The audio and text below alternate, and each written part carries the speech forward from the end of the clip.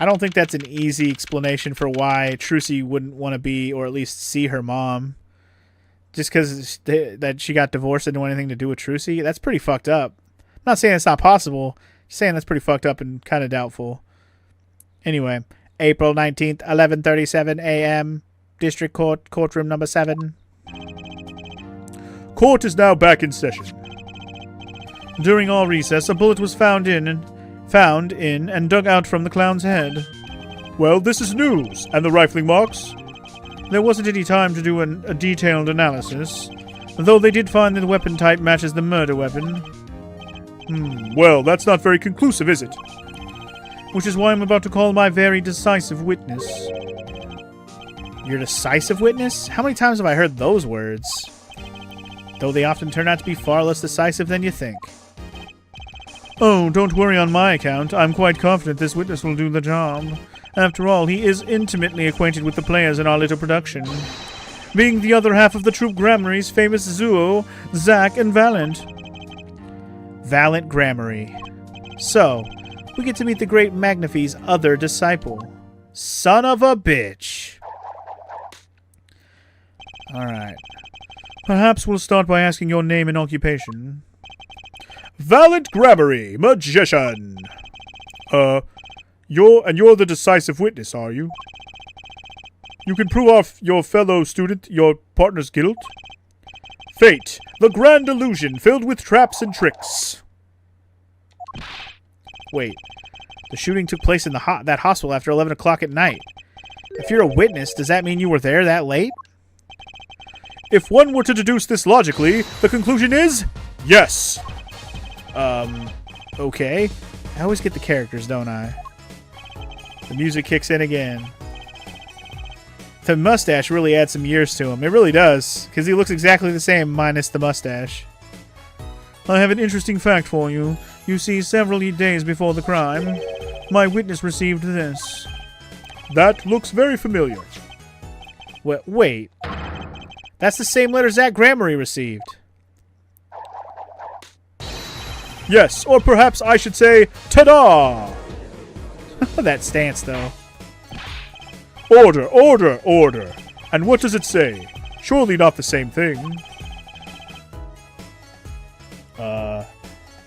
Interesting. Perhaps you should see for yourself. Huh. Why, it's practically the same. The court accepts this into evidence. Okay, so if there's a piece of evidence that sounds like it's probably fake, it's this one. This one. This one seems fake because it just does. Basically, it would make sense that this would be fake because if he really did give a letter to Zack, and Zack came in and shot the clown and talked to him after that, but then, conveniently at 11:20, Valent showed up and shot him and killed him. Oh, he told me to do that also, and I actually did it. It's way more questionable. But alright. Anyway. Continue. This is most unusual. Exactly what was going on with you folks? What exactly was your troupe Gramarye up to? By which you mean? I'm just having trouble envisioning a man who would ask his students to kill him. Both of them, no less. It's just my opinion, Herr Judge. But from these letters, I'd say he was coercing them, not asking them. We walked the magician's path together, and in so doing, shared much of our lives. When people are so close, there is a strain, a warping of relations, you might say. Yet, this has nothing to do with the case at hand. By which you mean, you're not going to tell us. Which makes me wonder even more about this reason they couldn't refuse. I made him an offer he couldn't refuse. Well then, let's get on with the testimony for starters. The defendant, Zack Gramarye, stands accused. Tell us why. Oh, I'll do more than that. For where he walks, the red roses... Sorry, my headset got unplugged. I might have bumped the cord. For where he walks, the red roses rise, singing hymns to the miracle that is magic. Fascinating. Though I hardly need to remind you that the evidence could just as clearly point to you as the suspect, right? The letter, the murder, the weapon, the letter, the murder weapon, and the murder, and now the 2 bullets found at the scene. In fact, the only difference seems to be the designated time. As every magician knows, timing is everything. Yes, yes, and now it's time to get this party fired up. Alright. Well, here we go then. Valent, what do you got to say for yourself about the night of the crime, homie? That night, I visited the hospital room at the time Magnify requested. The smell of gunpowder hung in the room, and my mentor had taken his final blow. I did not imagine my fellow student might have received the same instructions.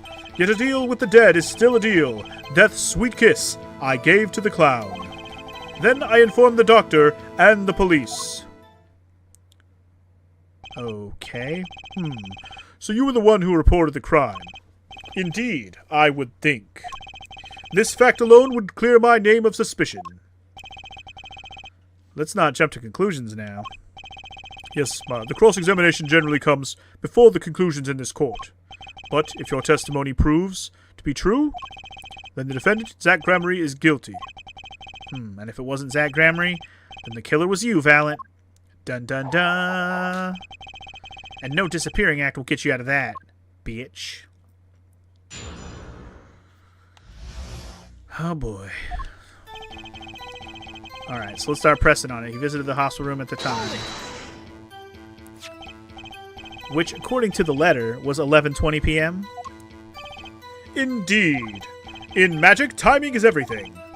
Right. Consider the illusion of teleportation. If I were to appear on stage before my stunt double has left, how would that look? Why, it would reveal the very secrets of my magic.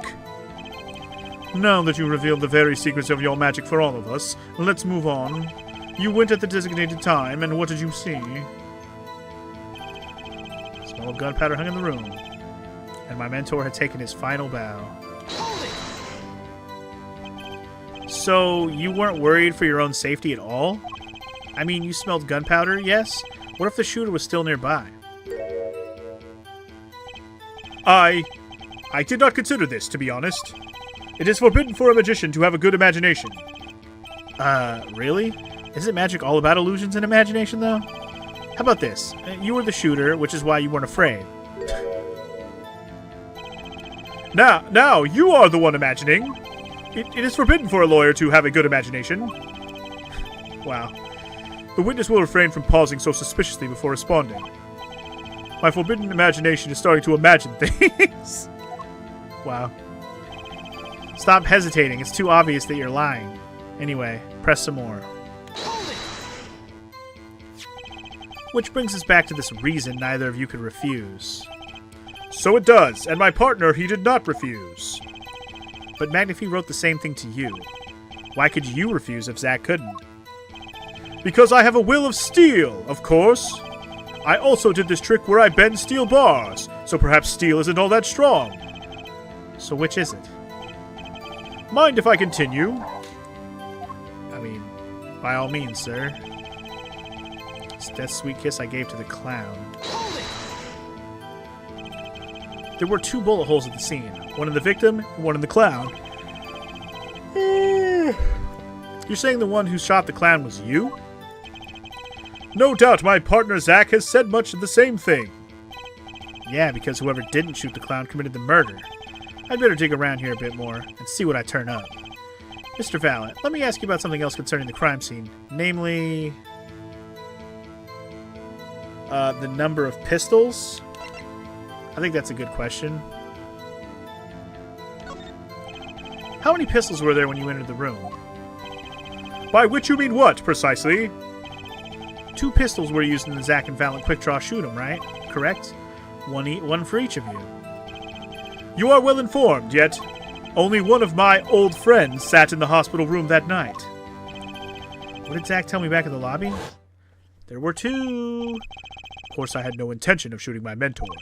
I snuck into his room that night at the appointed time, and found there upon his bedside table 2 pistols. I took the pistol I'd fired and placed it in my pocket. I see no problem with that statement. Only one pistol is visible in the photograph of the crime scene, after all. So you picked up on that. So you picked up that pistol and fired it. Indeed I did. Alakazam, alakazing, alakaboom. Is the number of pistols really so important? Actually, yes, it is. Very important. The number of pistols is quite important, Your Honor. Very well. Please add this detail to your testimony. What can I do but obey? Yeah, obey, bitch. Only one pistol's in the hospital, and with it I shot the clown. Okay, present or press on that one. So you took the only pistol there and fired it. I fired and I missed. Anyway, that's correct. And that pistol was this one, which was left at the crime scene. Good show. I see you too are a magician of sorts. And you're an idiot of sorts. Do you have any idea what you just said? I see the fire in your eyes as you glare at the witness. So how about heating up this trial a bit? These slow ballads bore me. I've got a hunch, but maybe that's all it is. Maybe I should ask about something else.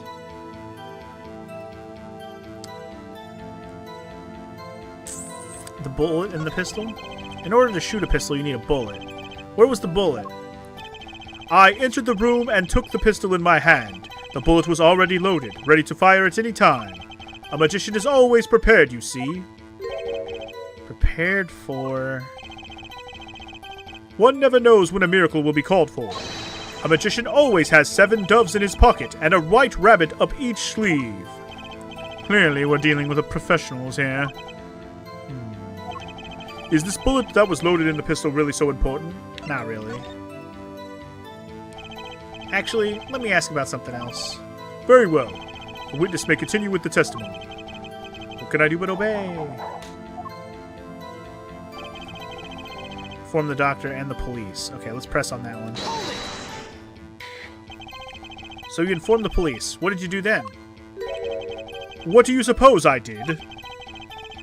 Used my magic to levitate my mentor's corpse, perhaps? I don't know. That's why I'm asking. Now, please answer the question and skip the sarcasm.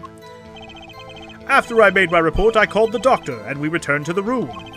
While we waited for the police to arrive, we discussed stomach medicine.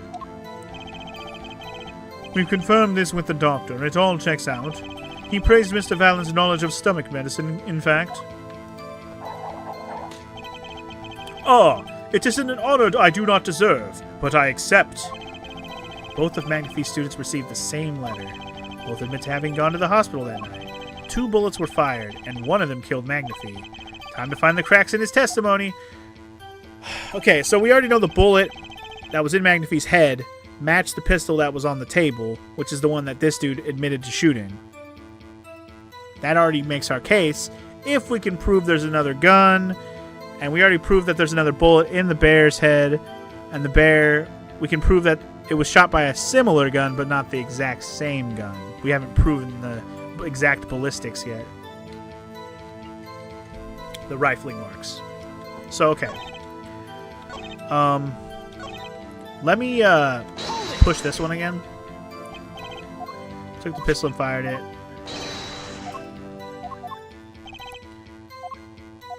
Can we push on this another?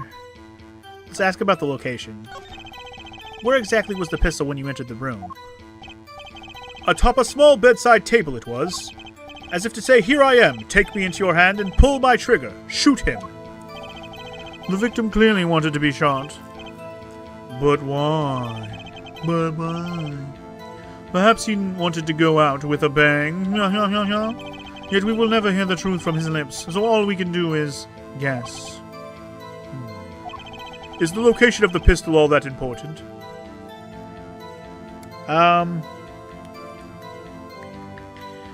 Not really. If I say it is, does it matter? Hold on. Actually, let me ask about something else. Very well. Okay. Let me press that one again and say not really, and see if it gives me another option or something. Hold on. Oops. Press. So boop, boop, boop, boop, boop, boop, boop, boop.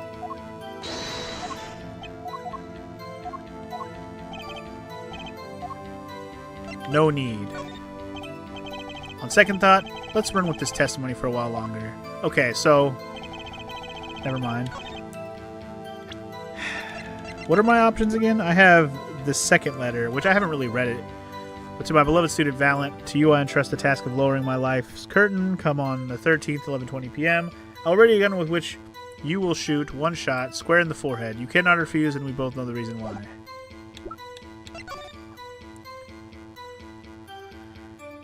Yep, only difference is the name and the time. Okay.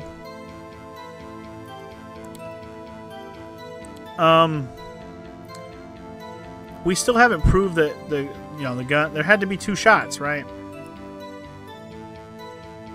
Can we just present the pistol? It was only shot once. It contradicts where we found the bullet. That's all I can think of.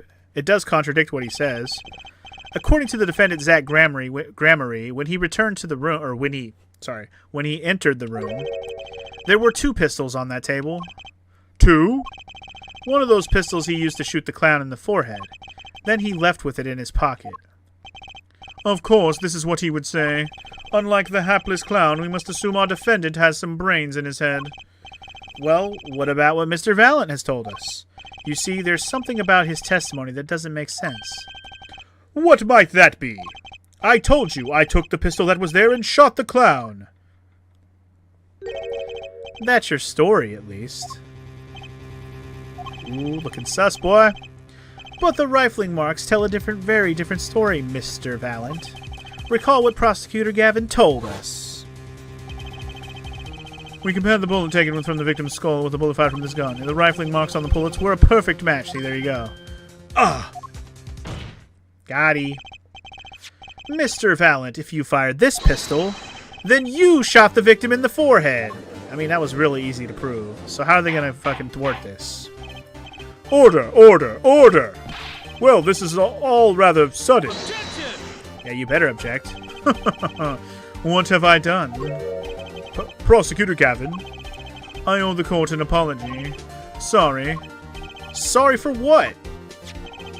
You see, I was unaware of that 2 of these unique pistols were crafted. The analysis of the rifling marks only proved the type of gun that fired them. Objection! Bitch, please. But that's not what you told us before. You said you'd verified the murder weapon. Which is why I'm apologizing to you now, quite sincerely, I might add. Would you hold me accountable for a mistake made in my youth? That was just this morning. I am still young, and I might add, it wasn't really my fault. If the defendant had only admitted he took 1 pistol from the scene of the crime, we would not be having this pleasant discussion now. Valent Gramarye? Yes, Your Honor. You were presented to this court as a decisive witness, but you've proven to be more divisive than decisive. Yeah, decisive my ass.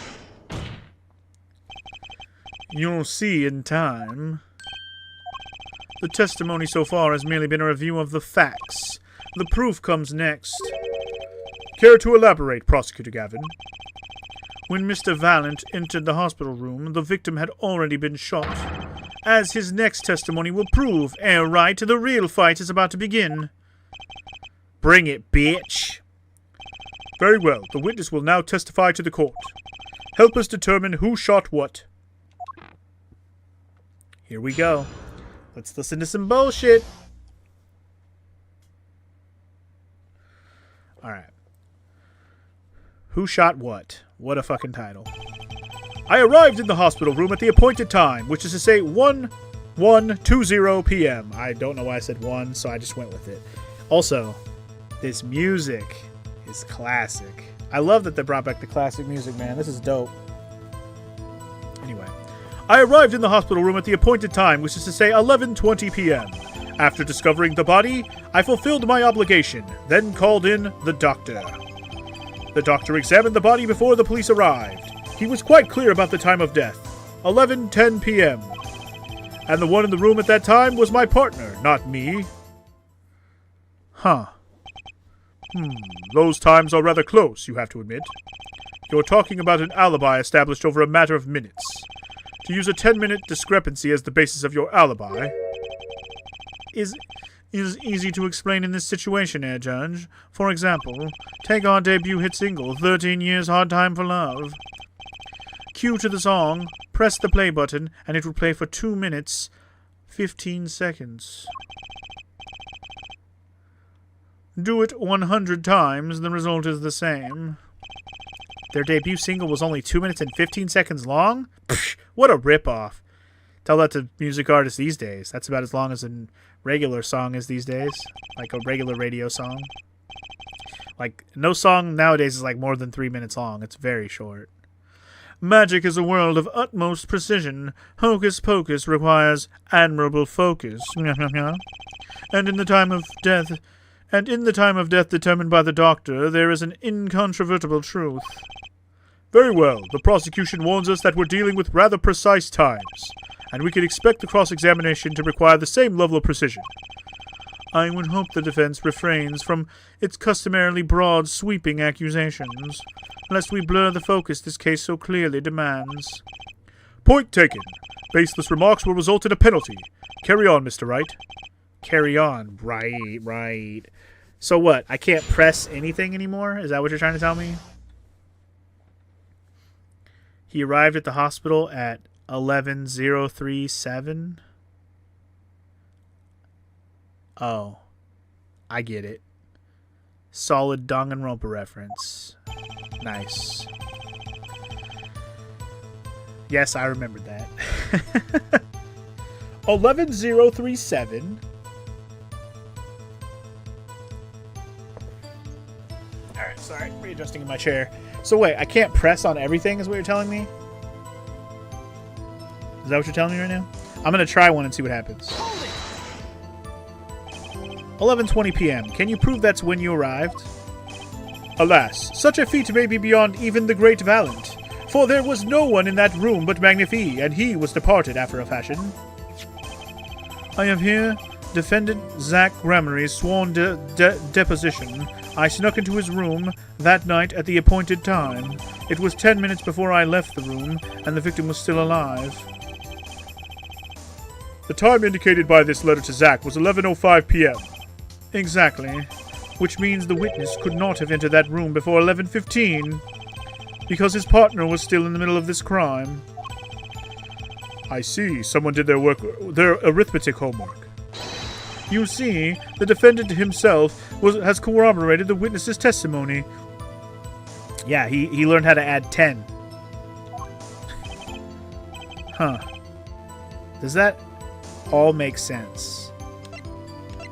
It's not a problem. I don't have any problems with that. I don't see any problem with that testimony. If you say so.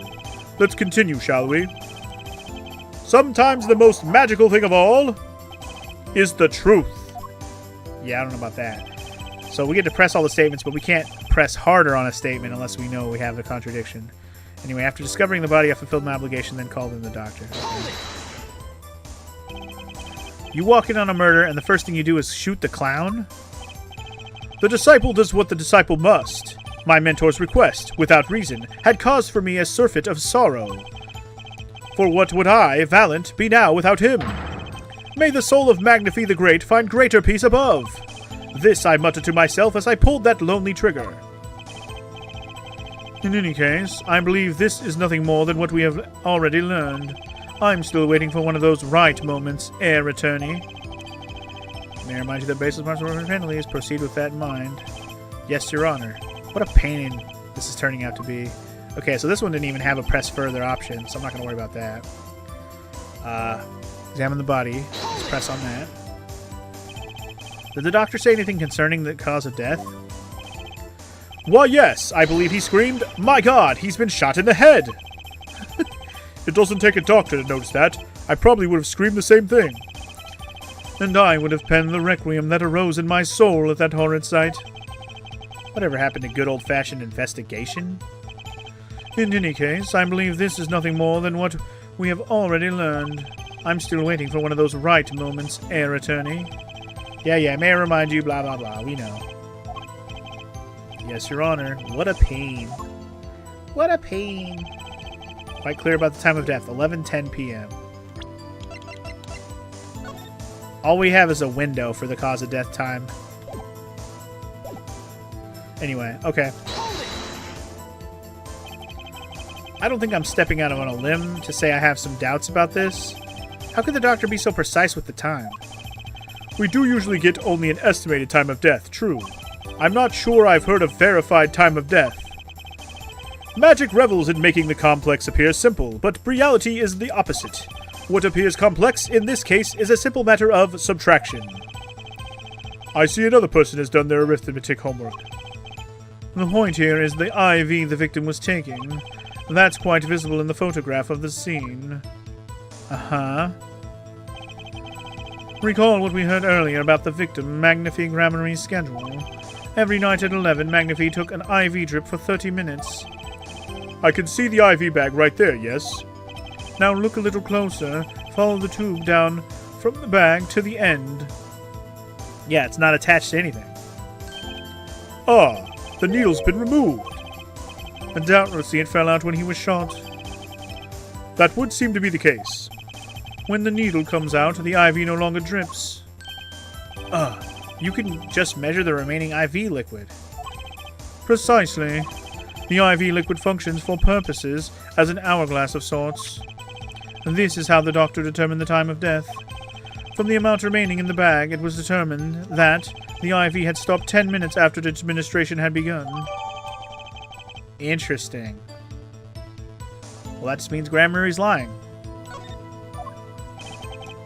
Or, actually, doesn't mean that.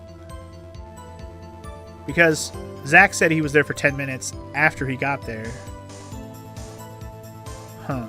Is there a way to prove that this is wrong? Probably. Anyway. And so it was when I, Valent, entered that room. 10 minutes had passed since that horrible crime was committed. Uh-huh. And this is proof. Well, Mr. Wright. Did that seem important? It did, but I'm not going to do it yet. I don't see any problem with that testimony. If you say so. Let's continue, shall we? Yeah, sometimes I'm going to tell the truth. Alright, I got one more statement to press on real quick. And the one in the room at that time was my partner, not me. You entered that hospital room at 11:20 p.m. The time given by the defendant, Zack Gramarye, was 11:05 p.m. You didn't run into him at the hospital that night. This is why I never perform with amateurs, you see. Huh? Picture, if you will, the night-time hospital. Outside, only the pale light of the moon. If two dressed as we were to meet in such circumstances, I dare say that would ruin the mood completely. What? The mood isn't in question here, dude. I believe the witness is saying that they didn't meet, yeah? For what is magic if not the study of beauty? Us meeting was not only out of the question, it was an impossibility. For what is magic if not the study of how to make absolutely no sense at all? That said, was there a contradiction in there?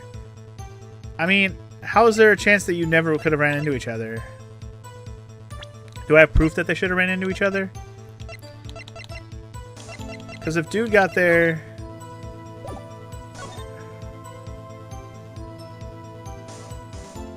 Phase clock will make me wait a little longer. At least only less than 10 swift minutes remain. To those who have supported me in life's work, I give thanks. Farewell. Huh. This is not a piece of evidence we can use right now. I'm just looking at it. But I think that might help with the whole time thing, because it says he's only going to live for 10 more minutes, right? So if he died at 10 after, that would assume that he died at 11 on the dot. Or, sorry. No, he didn't die at 11 on the dot. If he died at 11:10, he wrote this at 11 on the dot ish. I don't know. Anyway, we'll figure that out later. So, do I have a contradiction here? 30 minutes required to administer full IV. From the amount remaining, IV stopped 10 minutes after administration began. If I look at the photo, you're telling me a third of the bag would have been used, right? 1/3? If 1/3 of the bag was used, that doesn't look like a third to me, does it? I mean, I guess it's approximately 1/3. I'm just trying to be nitpicky about the details here. Is there any proof that these motherfuckers wouldn't have ran into each other? Because Zach is basically saying he got there at his time, stayed for about 5-10 minutes, and then left. Gramarye is saying, or sorry, Valen is saying he got there at 11:20.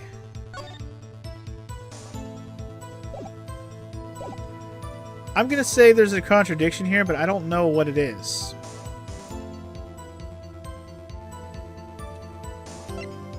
Actually, not yet. Hold on. I don't see any problem with that testimony. If you say so. Okay.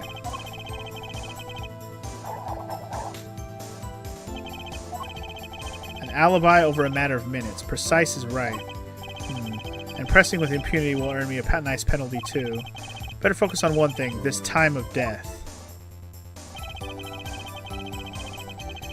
I was kind of feeling the same thing, Allegory. Like, are these pistols... Do they have silencers on them, or do they not make a noise when they shoot?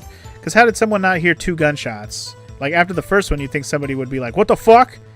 Would they really wait for a second one? It's very confusing. But we have to just believe that that happened in the middle of the night and no one gave a shit. But also, hi, Allegory. Welcome in. How you doing?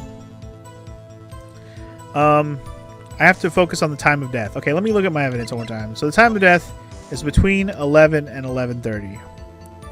Alright, let's make the assumption that he did die at 11:10.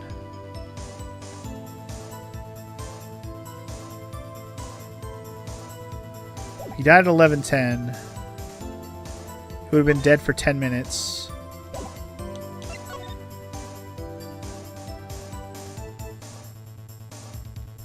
Is there something about the order here that I'm, like, not thinking of right now?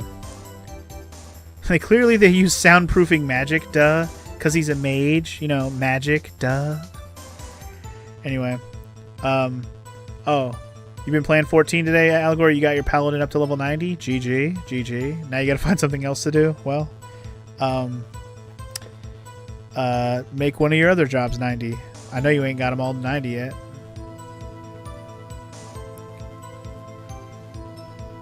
But anyway, okay. So 10 minutes have passed and a 30-minute IV drip. A third of it would be gone. I feel like there's no fucking way it just fell off of his arm. Someone pulled it out. Like, there's like tape or something that was on his arm to keep it on, you know?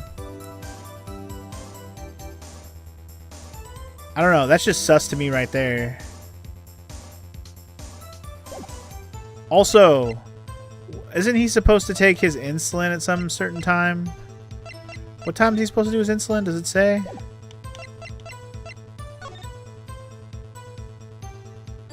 I forget if it mentioned what time he's supposed to do his insulin at.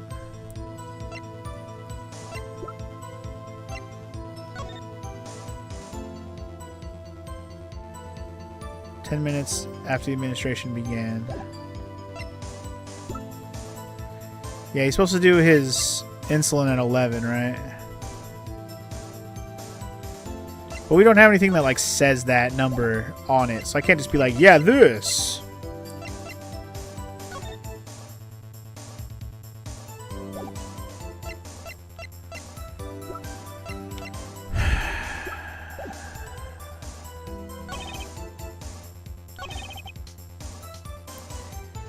He arrived there at 11:20.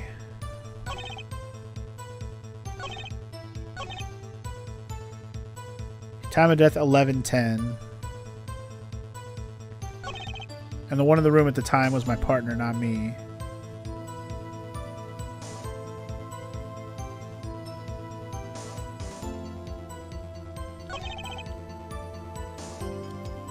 Something about this is still just very, very off, and I'm trying to figure out what it is.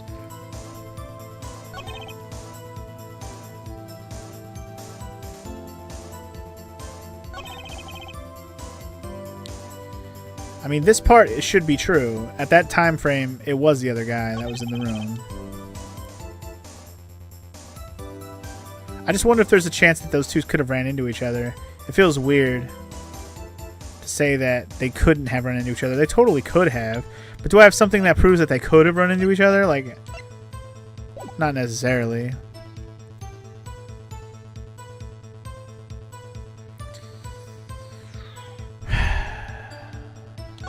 Do I have something that disputes that it's at 11:10 that he died? It's either that or I have to give something that disputes what time he got there. Hold it. 11:20. Can you prove he was departed after a fashion? Zach Ramey sworn to suspicion. I snuck into his room that night at the appointed time. It was 10 minutes before I left the room, and the victim was still alive. Okay, so that just means that Zach left at 10:15. Time indicated by this letter to Zach was 11:05. Exactly, which means the witness could not have entered that room before 11:15.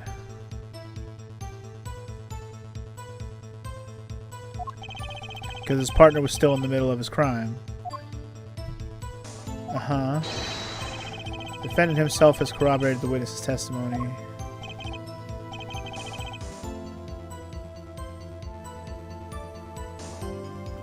This feels like a flimsy conversation to have with no evidence that actually hits the math perfectly, or I feel like I don't have an exact thing to throw in this other than maybe a maybe, but like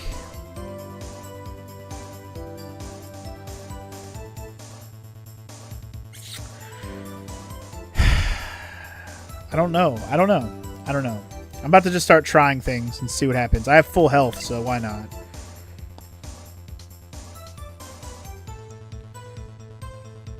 I'm going to say no on this one. I'm going to look at the other one again real quick.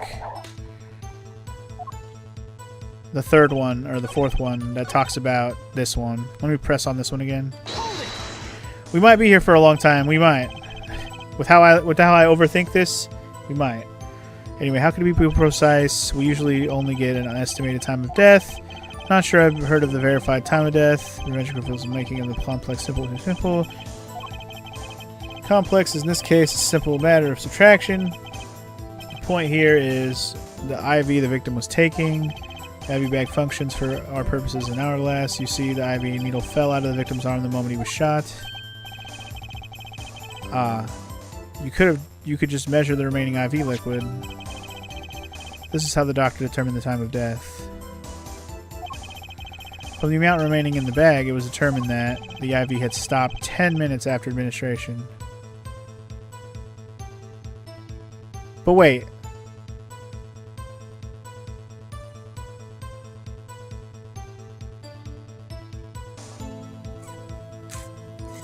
The IV starts at 11. We're saying he died at 11:10. Dude left at 15, which means he was there for 5 extra minutes. He didn't just shoot and run, I guess. According to the story, not what you actually think happened, but... Huh. Okay. So it was. When I, Valent, entered that room, 10 minutes had passed since that horrible crime was committed. And this is proof.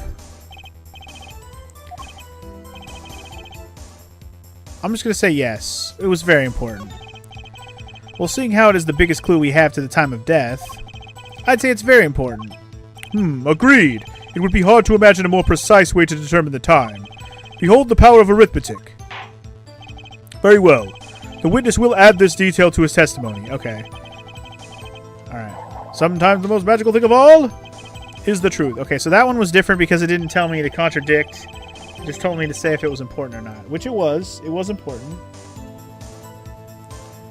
So, okay. The water of life springs not eternal. The remaining IV liquid proves my innocence. Okay, let's press this a little bit. Did you notice the IV yourself by any chance? When first I entered that room, the stench of gunpowder assailed me. Next, the mark of death upon my mentor's forehead. And then, his left arm did I spy, a rose, drooping and wilted. Its thorn, the discarded IV needle.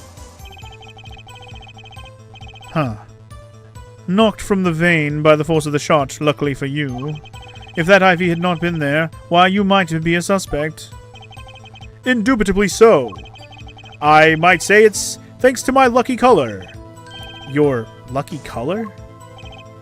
Indeed, even today I wear it proudly upon my suspect. For it always, without fail, brings me luck. Why, when Zack and Valiant won their first Magician's Grand Prix. Yes, the very one held by the Association of International Magicians. I was adorned in this attire then, too. And our trophy? A bust! And what a day that was. Wow. Ace Attorney Justice for All reference? Yup. This is one trip down memory lane that no one needs. Even they're like, we don't need to bring that case up. No thanks. My lucky color, yes indeed, and that IV too. I say, I think 'twas hued especially for me, Valiant. That does seem to be the case indeed. Well, Mr. Wright, any thoughts on this testimony? Valiant sure looks happy with himself. Okay, how about this lucky color testimony? Lucky color. There's something weird about that. For sure. His lucky color. I'm gonna go ahead and say I have something here. It certainly sounds like your lucky colors brought you plenty of luck. But not this time, motherfucker. Mr. Valiant, your lucky colors betrayed you. I'm afraid you've lost me. Your Honor, the witness's testimony just now clearly contradicts the evidence. What? Please recall my warning at the beginning of this cross-examination, Mr. Wright. Baseless accusations will be duly penalized.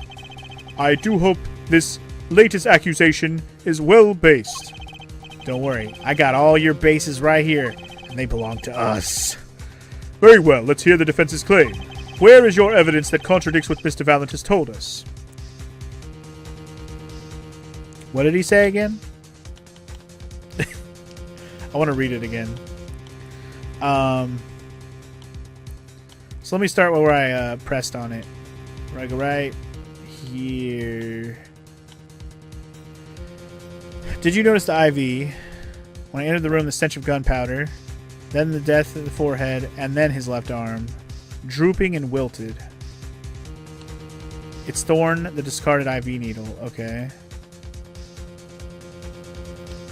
Knocked from the vein by the force of the shot. Lucky for you. Doubly so. Might say it's thanks to my lucky color. Your lucky color? Even today I wear it. So he's wearing yellow. For it always without fail brings me luck. And when attack Valiant on the first time? Yes, the very first one held. I was adorned in this attire. And IV too. Say it's hued especially for me. That does seem to be a case indeed.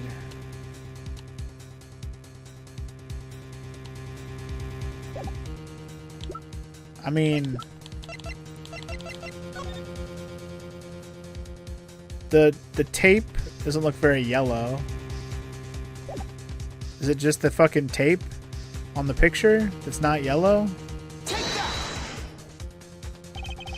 The crime scene tells all, Your Honor. The photo of the crime scene? All this talking of color has me yearning for black and white, clear-cut simplicity.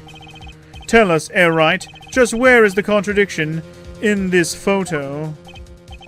My pleasure. And I assure you, it's quite simple. But I can't promise anything in black and white. Let's hear what Mr. Wright has to say.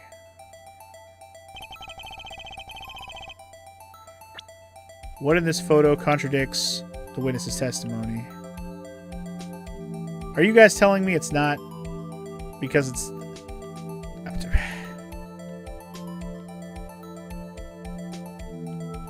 I'm so confused. Just follow your heart. I mean, I have to guess which part. I'm going to read this one more time.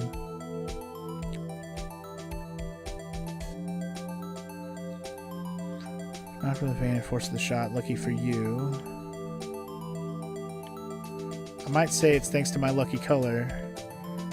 Even today I wear it proudly upon my suspect, for it always without fail brings me luck. Why, when Zack and Valent won their first Magicians Grand Prix... Yes, the very one held by the Association of Magicians. I was adorned in this attire, and our trophy a bust. My lucky color, yes indeed.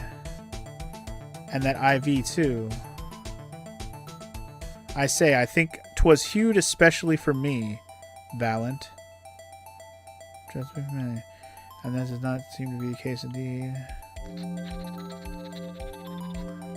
Was hued especially for me. I mean, if it's not the tape, then it's the color of the IV fluid? Because it's green and not yellow? Also, what's up, FML? I'm just going to go ahead and pick... It's either this or this, so... I'm just going to go ahead and put the fluid because it's green? Or blue? Or green? Greenish blue? It's not hued yellow, I can tell you that. Valent Gramarye, let's get one thing straight about your lucky color. It's yellow, yes? Kind of takes the mystery out of it, but yes. Something wrong with yellow, Mr. Wright. Yes, there is. Decisively wrong, in fact. Take another look at the photo of the crime scene. I mean, whether it was the tape or if it was the goddamn fluid itself, it definitely is not yellow. What's this? Confusion, doubt. Tell us, what do your elderly eyes spy? Even my elderly eyes can see a problem here, Mr. Valent. Look at that IV bag. Ah! What is this? What foul magic? It would be hard to call the IV liquid yellow.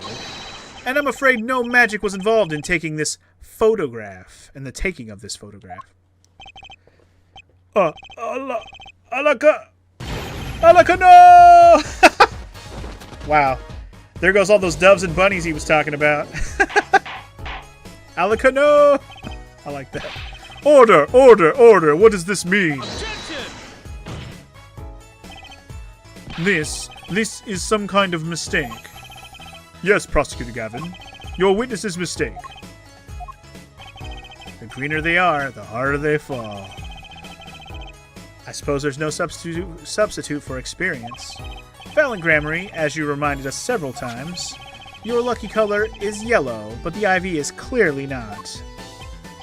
Well, This contradiction can mean only one thing. Objection! And to think, you almost had me. What? I see your true colors now, Ace Attorney Phoenix Wright. Phoenix Wright. Something you'd like to tell us, Prosecutor Gavin. As far as this court can tell, the witness's testimony does contradict the evidence. Yes, a contradiction. One that I shall be pleased to hand right back to Mr. Wright. How do you mean? How? Because the witness has made no mistakes. I agree, at a glance, the IV liquid does appear a sort of greenish yellow. But I assure you the liquid itself is quite yellow. Yellow liquid? How can you say that? As far as I can tell from this photo, it's green. Yes, but what color is the IV bag itself? The bag? You mean the plastic bag on the hook? It looks like I want to say light blue. Precisely. Figured it out yet? Put a yellow liquid in a blue bag and... you get green.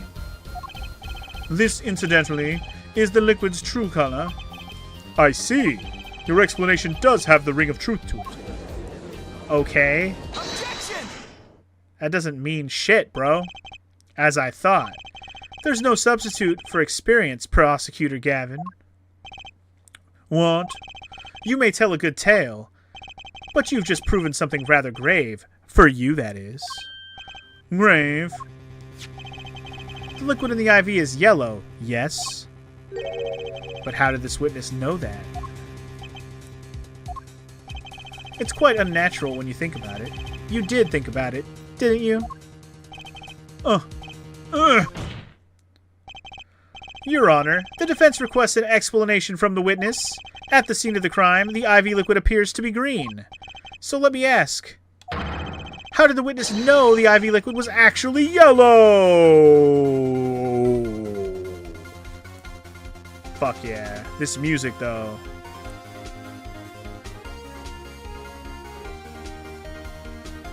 I love this song. This is one of the best songs. This song goes so hard. It's the best.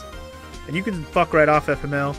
I'd rather play this than those Batman games again. I do love the Batman Arkham games. Those are really good. But, yeah. Sorry, I'm just busy dapping into this music while I read chat. But yes, when we move to California someday, can we build a catio? A catio for our fur babies? I mean, if we have the means and a place for it, we can build a nice spot for the cats to hang out for sure. I'm down. I'm down to have a spot for the kitties to hang out and like see the, they can see the outside world and all that. All right, sorry. Got to catch my breath and drink some water. All right. How did the witness know the Ivy liquid was actually yellow? Hit it with the color theory, baby. Annika, oh my god! Order, order, order! Mr. Wright, you will explain this at once. The witness clearly knew the color of the Ivy liquid, so I'm sure it means something, but what? I can think of only one possibility, Your Honor. The witness, Valiant Gramarye, has testified that the Ivy liquid was yellow because... he'd seen it before, I guess? I mean, he only could say it if he knew it. It's one or the other. Anyway. Enjoy your food, Al-Libium. See you when you get back. You're going to start Fallout 3 DLC tonight, FML? Sounds like fun. Enjoy. These all seem very, weird. Or, like, specific. Like, this could all be true. Because it did look yellow. Because he'd seen it before. Because he knew it was yellow. It's like, yeah. He testified that the Ivy liquid was yellow because he'd seen it before? Because let's say that the time of death was at 11:10, right? If that part is true, if 11:10 is correct, yeah, I feel like all three of those is the same fucking answer. I kind of agree on that, and I'm like, this feels like a one, like damned if you do, damned if you don't question. I'm like, which one is this the right one here? Because what I'm picturing is that he set this up because he knew what color Ivy liquid is, so he knew to look for a yellow, or when he knocked, or when he pulled the IV out, or whoever pulled the IV out. Anyway, that's what you should do, FML. Yeah, start the BioShock trilogy. Those games are dope. I still want to do that on the channel myself. The first two games. I'd probably replay the third one too. Anyway, I'm just gonna say he'd seen it before. From the facts before us, the answer is clear. The witness knew that the IV liquid was yellow. Why? Because he'd seen it before, but not inside the blue bag we see in the photo. He saw the liquid by itself in a clear, colorless bag. I suppose he would have had to, but I'm still not clear as to what this all means. Ask yourself, why would he know if he didn't work at the hospital? That's where you'll find your meaning, Your Honor. Objection! I'm afraid I find nothing. So what if he knew the IV liquid's color? Leave the getting excited over absolutely nothing to our teeny bopper fans, yeah? Objection! No. The IV liquid is the only evidence proving the time of death. A 30-minute hourglass with 20 minutes worth of sand remaining. Your claim, Prosecutor Gavin. I remember it well. However, there's a critical difference between an hourglass and an IV bag. Wait, I know. An hourglass uses sand, but an IV bag uses liquid. I'm right? I mean, as much as it pains me to say this, Your Honor, no. Unlike the sands through an hourglass, IV liquid enters the patient's body, at which point, like magic, it disappears. However, what if the amount of IV liquid had increased? You couldn't tell, could you? After all, there's no way of knowing how much went in. Objection! Let me get this straight here, right? You're saying the witness watered down the victim's IV bag. I don't know why I started stuttering, but I leaned into it. Not with water, but with IV liquid. That's how you knew the IV liquid was yellow, motherfucker. Motherfucker. Now wait. I said wait. How might an amateur such as myself essay to perform such a task? Objection! I'm an amateur too, but I can pour water into a cup, motherfucker. Objection! So many objections being thrown around, it's crazy. I'm afraid there's quite a difference between a cup and an IV bag, quite. Can you prove our witness is capable of such a feat? He has a point, amateurs. I, at least, would have some difficulty pouring IV liquid into that bag. You don't need to be an expert to see the look on the witness's face. He added liquid to that IV to throw off the time of death. I tire of these fairy tales lacking evidence. Well, Mr. Wright, any solid evidence to bring us back down to Earth? To Earth? Earth? Valiant Gramarye, I'm afraid your magic won't serve you well in a life of crime. Might I ask what you're strongly suggesting? Magic relies on props, and props become evidence. Our witness was certainly able to increase the amount of IV liquid in the bag. All he had to do was work a little magic, and the prop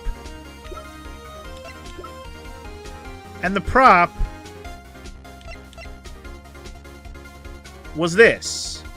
Because if the dude had his insulin, why does this look like it never got used? That means he used it, then he put it back like it never got used. He cleaned the shit out of it, and he is fucked now. Boom, boom, boom, boom, boom, boom, boom, boom, boom, boom. This music's too good. I can't.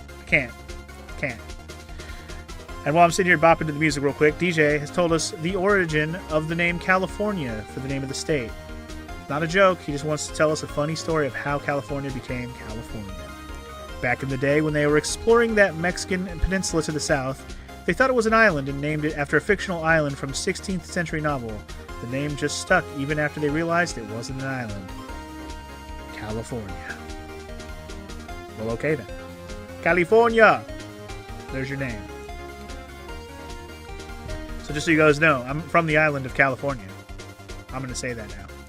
Okay, so I'm going to go with the syringe because I'm pretty sure I'm right. Because the music's too good to pass up. Take that! The victim's syringe. It's the perfect prop for the magically increasing IV trick. Duh! And easy enough for an amateur to use. Objection! Oh yeah? What are you saying? What kind of evidence is that? The syringe was clean, not a trace of liquid in it. Objection! That's the point, bitch. And don't you find that odd, Prosecutor Gavin? What? The victim had the syringe to administer his insulin shots. There should have been traces of insulin left inside. Exactly. Well, Valiant Gramarye, as you pointed out yourself, the IV liquid makes the perfect clock. One that you could manipulate at will. Alakazam!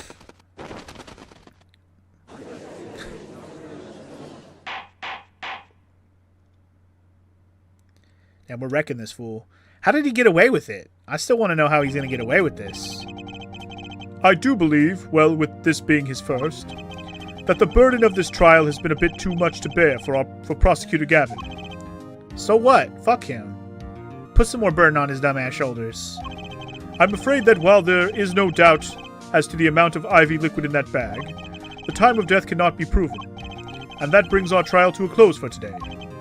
Well, maybe I can squeeze an extra day out of this. I can do a little much needed investigation work. I see there are no objections. Court is Okay, maybe not yet.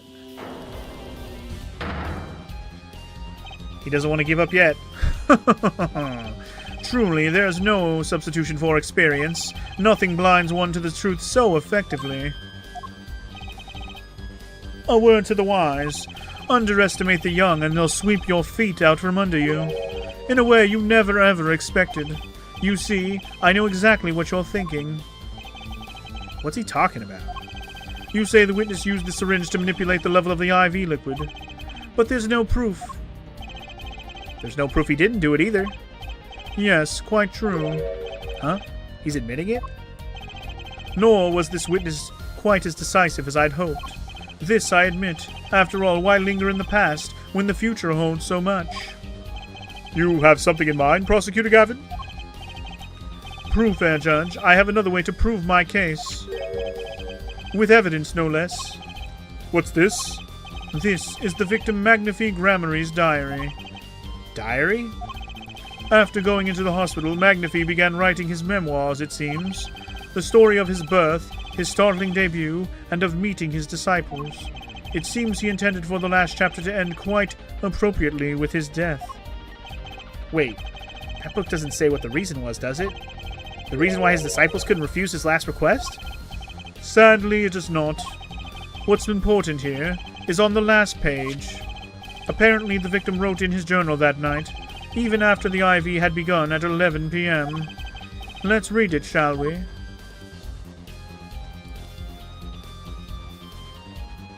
Okay. This does appear to have been written just before his death. The court accepts this into evidence. Okay. I'm going to read that note in its entirety in a second here.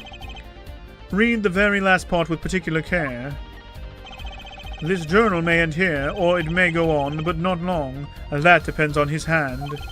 Of course, by his, he refers to our defendant, Zach Gramarye. That would make sense, yes? He was the first scheduled visitor, after all. But look at what he said before that. This journal may end here, or it may go on. It may go on. Magnifi Gramarye intended to write again. That is, if Zach Gramarye didn't pull the trigger. I see the defense understands the meaning of this.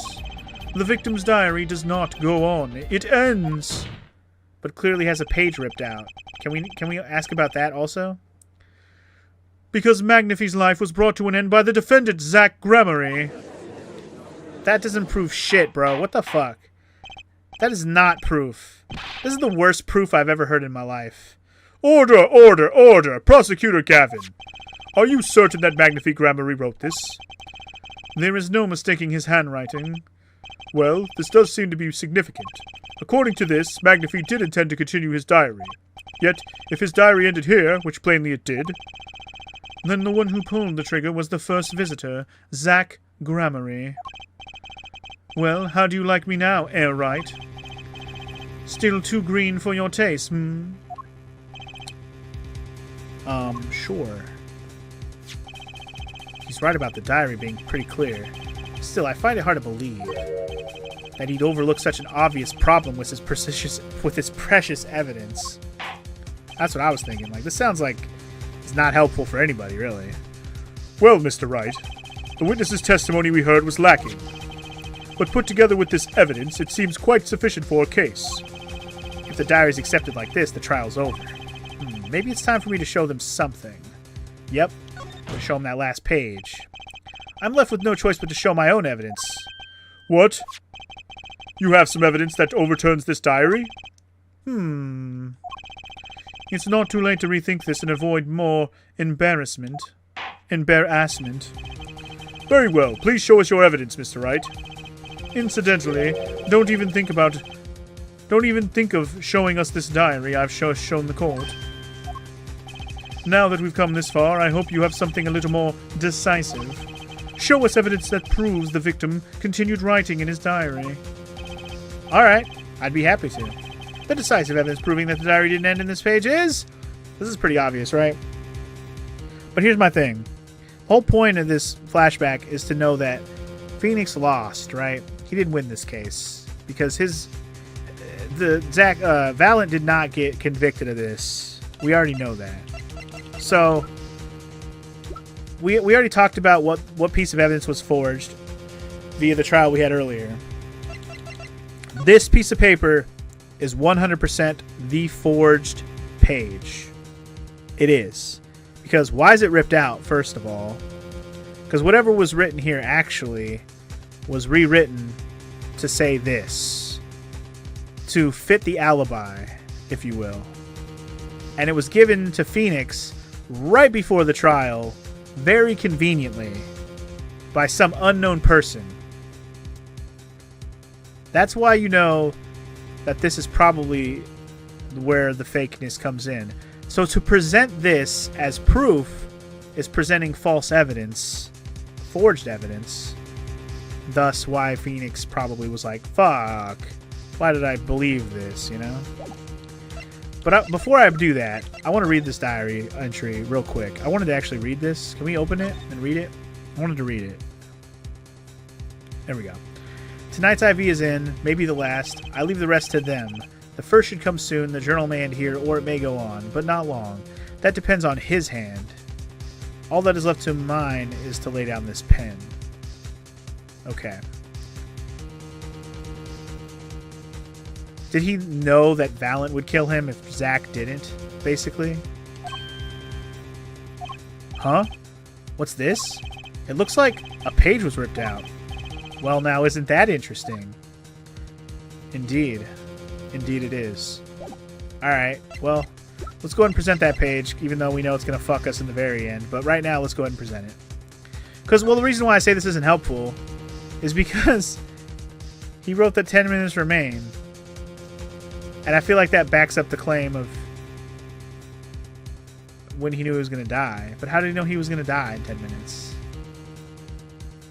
Well, I guess if this was real, then he would have known that when Valent came in, he was going to get killed. But, like, I don't know. I don't know. Well, let's just present it and we'll go from there. I'm going to stop trying to think about it so hard. First, take a close look at this diary. Yes, yes. Note that a page has clearly been ripped out. What's this? I hadn't noticed that at all. Because you're blind as fuck, bro. That's why we're still here talking about this. As it just so happens, I have here what I believe to be the missing page. Alika, I don't believe it. Oh, I believe it. Looking at this page, it's hard to imagine that the first visitor that night shot Magnifique Gramarye. That's the defense's position. Wait, let me see that. Check the rips. Does it match? What in the Sam Hill? What in Sam Hill? Why, this is the continuation of the victim's diary.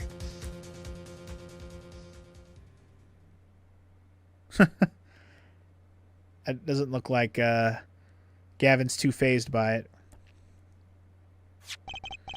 Note the torn edge of the page. It's a perfect match with the torn remains of the last page in Magnifique's diary. Quite remarkable. Would you care to explain what all this means, Heir Attorney? The diary continued after his first visitor came, which means that the victim was still alive after Zack Gramarye left, leaving no one to take his life but the second visitor. Valent Gramarye, motherfucker! No! No! The handwriting, too, matches on the other pages. This is, without a doubt, the genuine article. Someone real good at forging, that's for sure. Order! Order! Order! But wait! That's impossible! That old man couldn't have written that! Objection!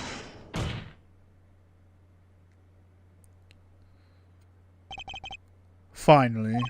You just couldn't resist, couldn't you, Airhide? Resist what? Presenting solid evidence? And Judge? Yes, Prosecutor Gavin. Might I request we put the current cross-examination on hold? The prosecution would like to call a new witness. Wait, what? You have another witness? But, Prosecutor Gavin, this evidence overturns the current witnesses. I ask only to put it on hold. Please, my new witness has a very, very important piece of testimony to give. 5 minutes, no more. I promise, Your Honor. Well, if you put it that way, Mr. Wright, what's your take on this? Well, Your Honor, judging from his enthusiasm, we'll have to hear this new testimony sooner or later anyway. So it might as well be sooner. Then, though this is highly, highly irregular, we will put the current cross-examination on hold. The witness may step down. Now, Prosecutor Gavin, please bring this surprise witness to the courtroom. Is it going to be his brother? The other Gavin, bro? I had a bad feeling just then. That ripped out page was too obvious. There you go. He must have known. And I should have known it was a bad sign all around. Oh, shit! Are you fucking kidding me? This guy? Motherfucker. Holding trial with no audience is a first, even for me, Prosecutor Gavin. I beg the court's understanding, but I had to make a judiciary deal with the witness to secure his testimony. A judiciary deal?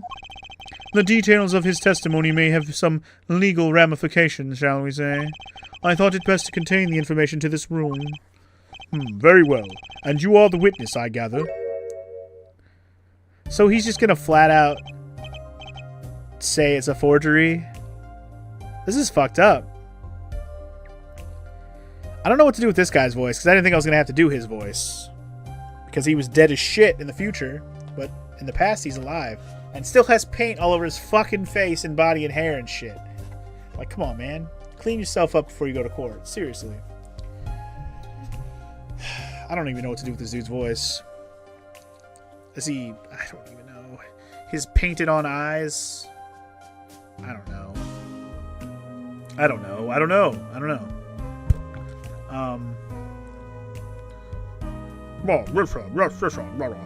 I mean, he's not fat enough to give him the big blobby, like, blah, blah, blah, blah, blah voice. If he was like fucking Mustache Man from... Or not Mustache, the walrus-looking guy. What the hell was his name? The one that was Mia's mentor? Forgetting his name, but that was the guy that was perfect for that deep, robbly voice. What the fuck do I want to do with this guy's voice? I don't even know.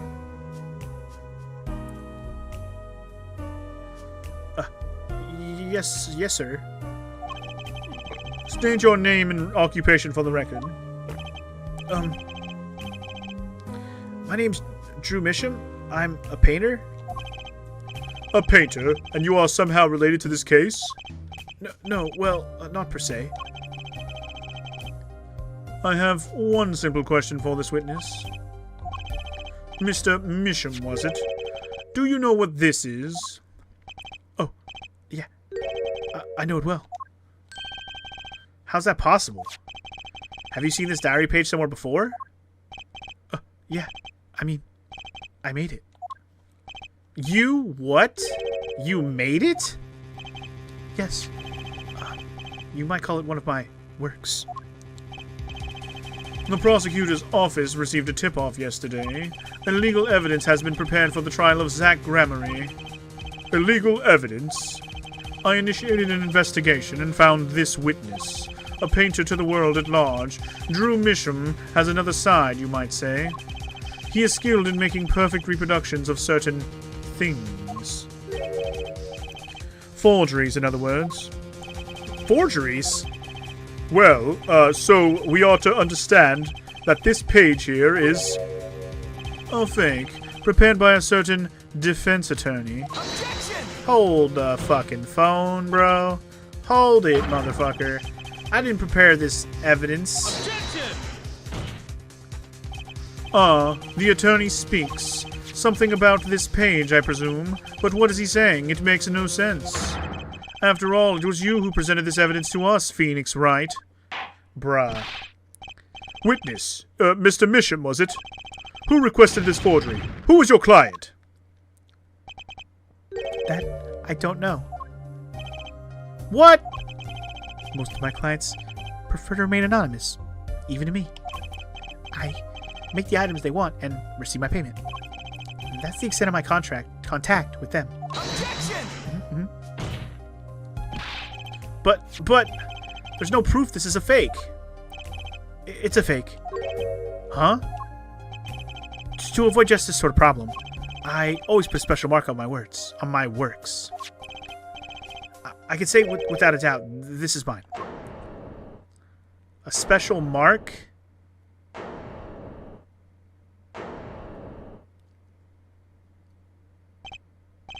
Mr. Wright, you have just presented illegal evidence to this court, my court.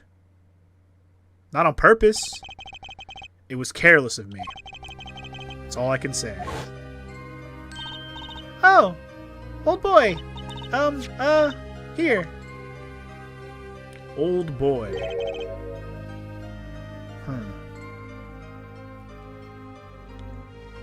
What's this? I don't know. I just got it over there in the hall. They told me to give it to the old boy in the blue suit with the spiky hair. They said it was really important. Old boy. It was all a trap. A fatal trap.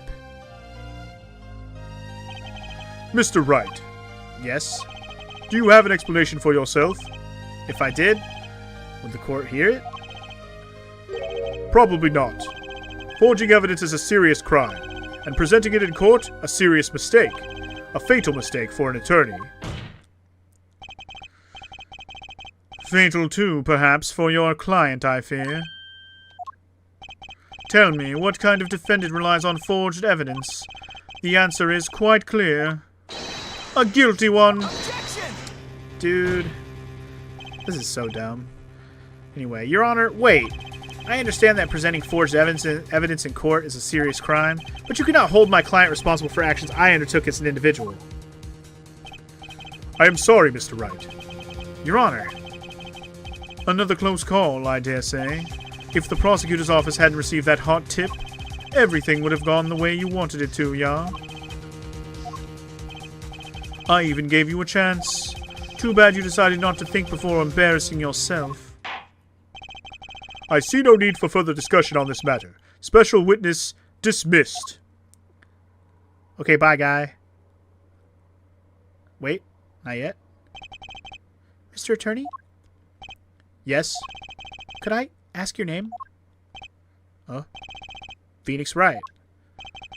Mr. Wright, I have seen and studied many people, but none like you. I'll remember you, Mr. Wright. Is he going to feel guilty about the whole thing? Anyway, with forged evidence, does that mean we just automatically lose? I think we do. Though I deeply regret having to declare a verdict in this way, this trial is over. You have the right to find a new attorney and make an appeal. However, this court must... Your Honor? Yes, Mr. Zack?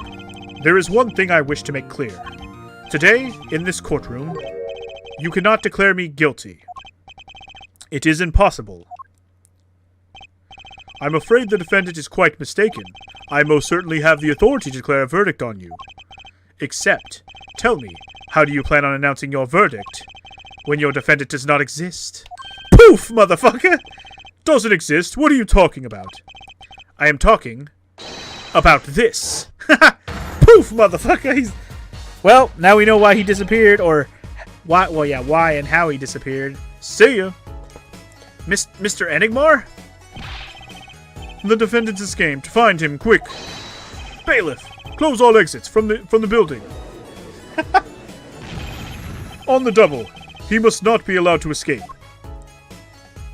Interesting. That day in that courtroom, a miracle occurred. The defendant, Shadi Enigmar, aka Zack Gramarye, did not just escape from court. He literally, unbelievably vanished. Right before the bailiff's eyes. No one ever saw him again. Not since that day. This is the Gramarye miracle. Ha ha ha ha! Interesting. No verdict was declared. Because there was nobody to declare it on, I guess. After all, the defendant didn't exist. Gone forever. That's how it happened. The trial of magician Zack Gramarye vanished, along with him, for all eternity. The mysteries that remained behind were all solved, however. But not until 7 years later. With the case we're about to do right now, baby! To be continued. It was a long flashback trial, but it wasn't that long. They almost made it longer by making me have to do more investigation, but it was like, nah, bitch. Okay, so that was pretty fucking cool. I like that. I'm glad we got to have, like, a flashback thing in the middle of the case. Also, what? The Mason system? The hell is this? I don't know what we're about to load right now. But that flashback part was pretty fun. But now what? Let's find out.